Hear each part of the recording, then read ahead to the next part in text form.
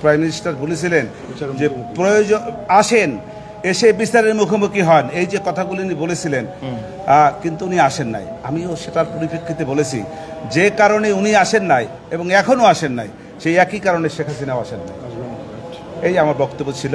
উনি এখনো উস্কানি দিচ্ছেন এবং গৃহযুদ্ধ লাগানোর চেষ্টা করছেন বিদেশ থেকে বসে, এই অভিযোগ এনেছে আপনার প্রসিকিউশন। রাষ্ট্রপক্ষ বলছে।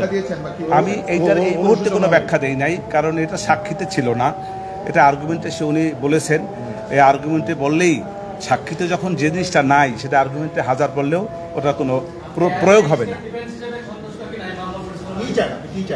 আমি আসামি খালাস চাই। একটু পুরো বাক্যটা বলেন।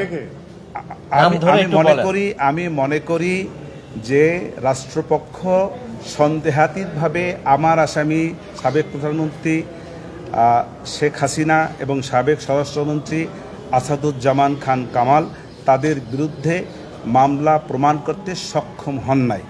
যেহেতু সক্ষম হন নাই, সেহেতু আমার আসামিরা খালাস পাবে এবং সসম্মানে খালাস পাবে। এটা আমার আশা এবং আমার প্রত্যাশা। আপনাকে একটি শেষ কোশ্চেন, সেটি হলো ট্রাইব্যুনালে আপনি বলেছিলেন এক সময় যে হাত পা বেঁধে সাঁতার কাটার মতো একটি বিচারিক প্রক্রিয়া, কিন্তু ট্রাইব্যুনাল আজকে তার জবাব দিয়েছে।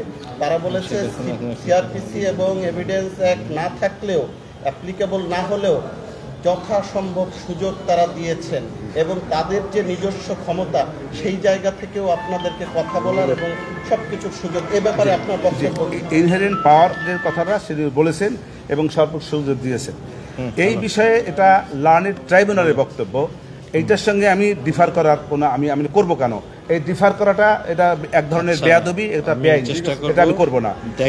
ওনার বলার কথা উনি বলেছেন, যদি কোনো আমার ডিফেন্স প্রসিকিউশন থেকে কোনো কথা বলতেন সেইটাকে আমি ডিফার করতে পারতাম। আমি ওইটার বিষয়ে ডিফার করবো না এবং ওইটার বিষয়ে নিয়ে আমি কোনো বক্তব্য দেবো না। মামলা প্রমাণে ব্যর্থ। হ্যাঁ, মামলা প্রমাণে ব্যর্থ। বাঁচার অপকৌশল, আসামিদের মামলা প্রমাণ হলে সমস্যা সম্মানে খালাস পাবে। জি জি জি জি, হ্যাঁ, এটা তো